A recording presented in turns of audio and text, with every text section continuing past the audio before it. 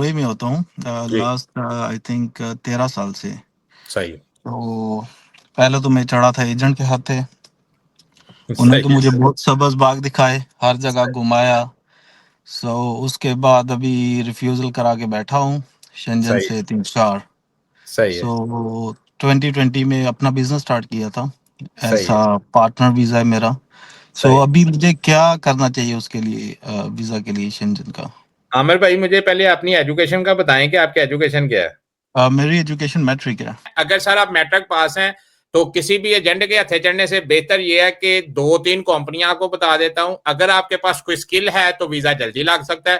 अगर आपके पास कोई स्किल नहीं है तो यही वीजा जो है वो आपका साल सवा साल बाद लग जाएगा, लेकिन लगेगा फ्री ऑफ कास्ट। ओके। तरीकेकार सुन लें कि 2-3 कंपनियां मैं आपको बताता हूं। अगर आपके पास ड्राइविंग लाइसेंस, गाड़ी का ड्राइविंग लाइसेंस है तो 3 कंपनियां हैं। अगर आपके पास बस का लाइसेंस है तो 4 कंपनियां।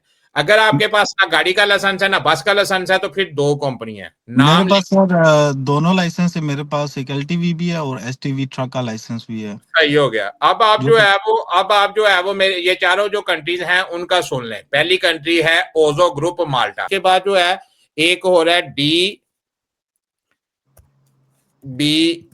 DBGROUP ग्रुप माल्टा। ठीक है। दूसरी ये कंपनी हो गई DB ग्रुप माल्टा। ये सारी कंपनियां जो है वो आपने जो है वो गूगल में सर्च करनी है। इनके फेसबुक पेजेस भी हैं। ये रेगुलर अपने पेज के ऊपर जो इनको बंदे चाहिए होते हैं ये हमेशा से अपने फेसबुक के ऊपर अवेजा भी करते रहते हैं कि भी हमें ये वाली फील्ड में ये बंदे चाहिए, ये बंदे चाहिए। एक DB ओके। ग्रुप हो गया। अब आपके पास एक गाड़ी का लाइसेंस है। ये मैं लिख रहा हूं ई कैब माल्टा। ये टैक्सी कंपनी है। इनको भी जो है वो हमेशा से बंदे चाहिए होते हैं। ये भी जो है वो हमेशा हर साल के पहले हफ्ते में, अभी भी मेरा ख्याल है ये जो है नहीं सुबह, ये ओजो ग्रुप ने वहां पे होना है, दुबई में होना है। ये सुबह ओजो ग्रुप वाले वहां पे ऑफिस में इंटरव्यू करने के लिए आएंगे। सुबह ये वहीं पे दुबई में होंगे। ये तीसरी कंपनी होगी ई कैब। ये टैक्सी कंपनी है।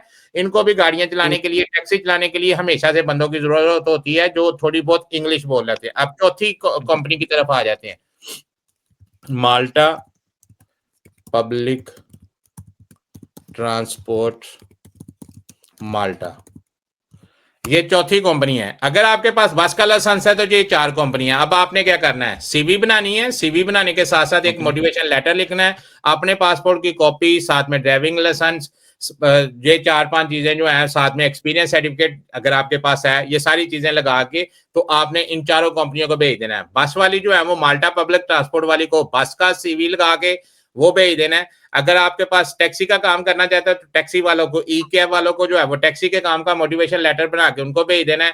ये जो ओजो ग्रुप और डीबी ग्रुप है, इनको जो है वो अगर आपके पास कोई एक्सपीरियंस है होटल लाइन में या आपका रेस्टोरेंट लाइन में कोई काम करने का तो सीवी बना के इनको भेज दें। जैसे ही आपकी कैटेगरी के हिसाब से इनके पास कोई बंदा आएगा, ये जो है वो आपको बुलवा लेंगे और अच्छा बुलवा के अनायत भाई, मुझे एक डाउट है क्योंकि मेरा जो यहाँ पे है ना वो इन्वेस्टर वीजा है, पार्टनर वीजा है ना। तो सही। मेरा ऑलरेडी जो शेंजन रिफ्यूज हुआ है ना, तो उस पे मैंने सैलरी भी अपना मेंशन किया कि मैं इस वेल सेटल हूँ दुबई में और मेरा इतना सैलरी वगैरह आ रहा है, जैसे सही। कवर लेटर में लिखते हैं। सही। तो अगर मैं अप्लाई करता हूँ लाइक वर्क परमिट के लिए, तो इसमें वो इशू करेंगे कि ये तो बंदा, इसका तो बिजनेस है अपना दुबई में और ये हमारे पास जॉब के लिए कैसे आ रहा है?